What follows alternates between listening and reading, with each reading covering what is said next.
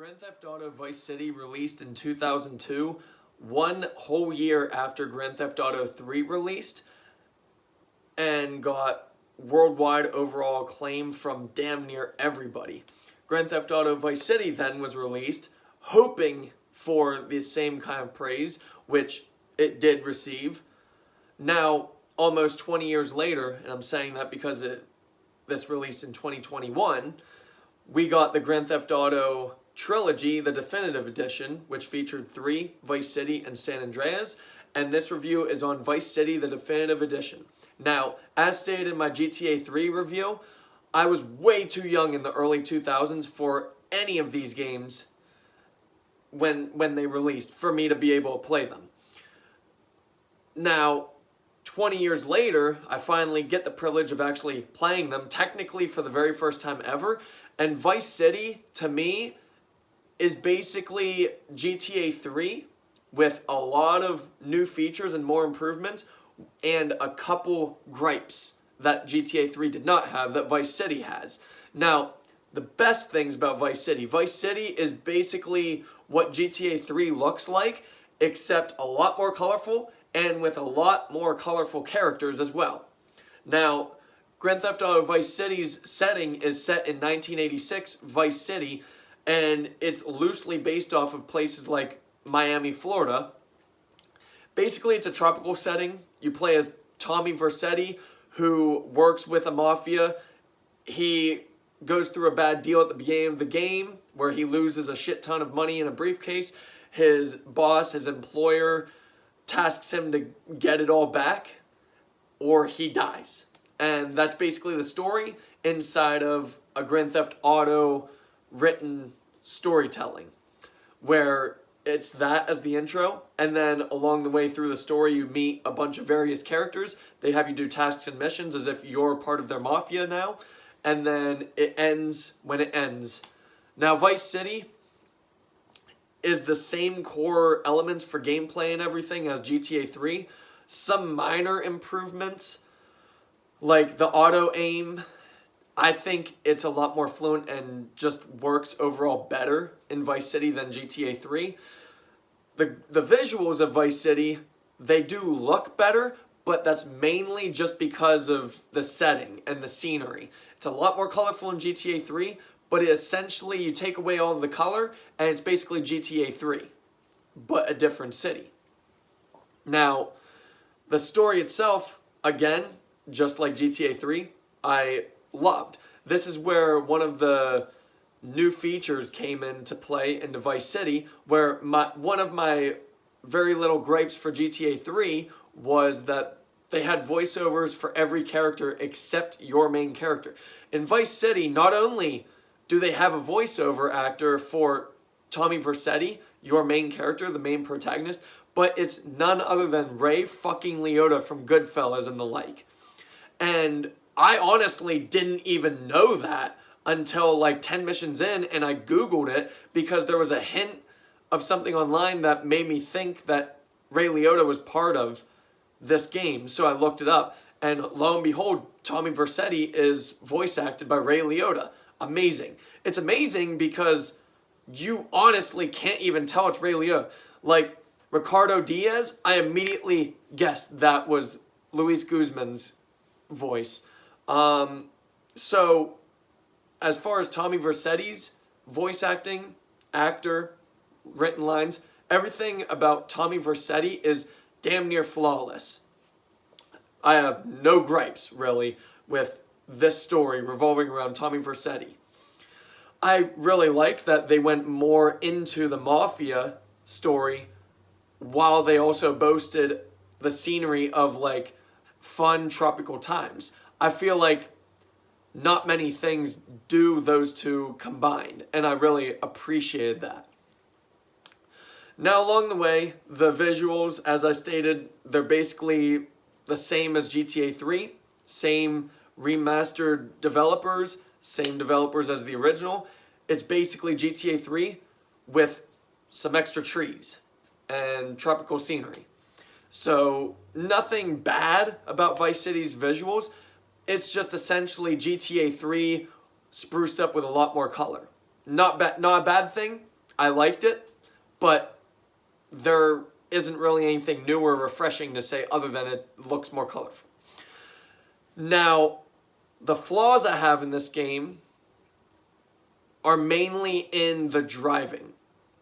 In GTA 3, I liked that they tried to have various different cars in the game that drove and handled differently. In Vice City, I feel like they tried to do that and then they shit the bed, because there's one or two cars that will actually drive differently and drive correctly for your controls, and then most of the other cars just kind of spin out of fucking control for no reason.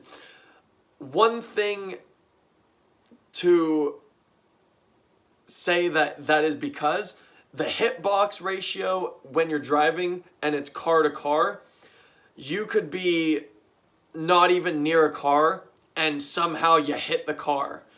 And that happens throughout the entire city.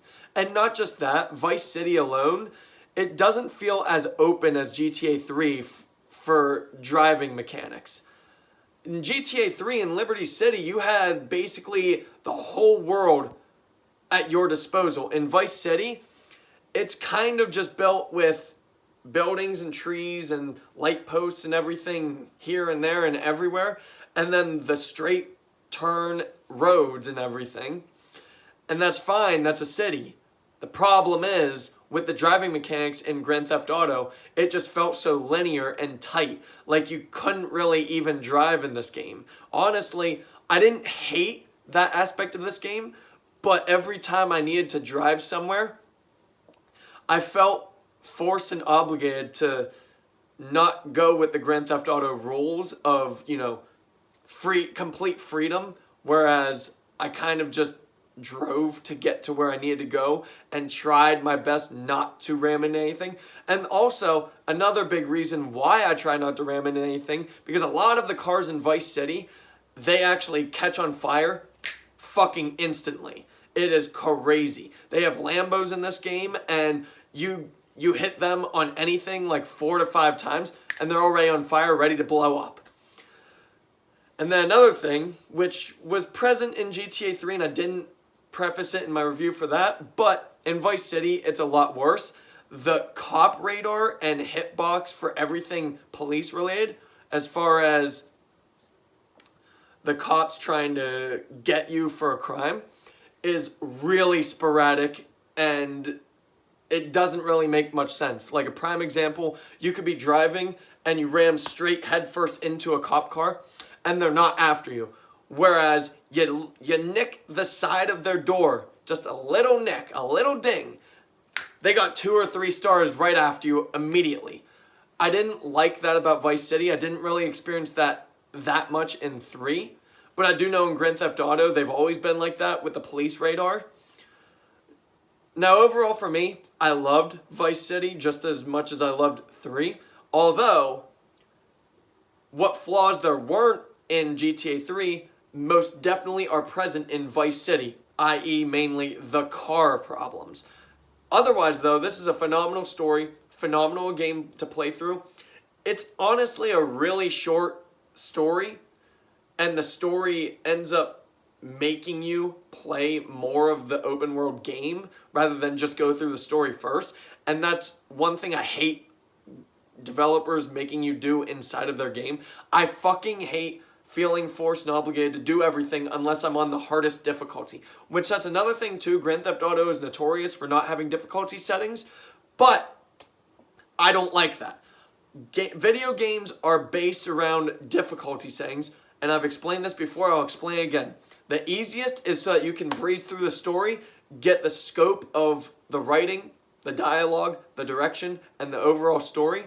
The hardest difficulty is to do the story as well, and all of the open world goodies that they let you explore. And unfortunately, Grand Theft Auto's telling nature and gameplay nature is around doing the story, and that's fine, and then they try to expect you to do more things, even though some of us, honestly, Grand Theft Auto, Call of Duty, we just like doing the story above all, first and beyond.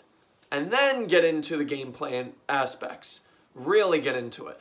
But unfortunately, Vice City compels you to do more shit than just the story when you're trying to just accomplish the story. There's no get around to it. The second to last mission compels you to finish basically all other side quests and shit and then go into the rest of the story. I don't care for that. I think that if they start putting a difficulty setting into Grand Theft Auto, and then people will feel like they would want to do the side quests, not they're compelled or obligated to do them.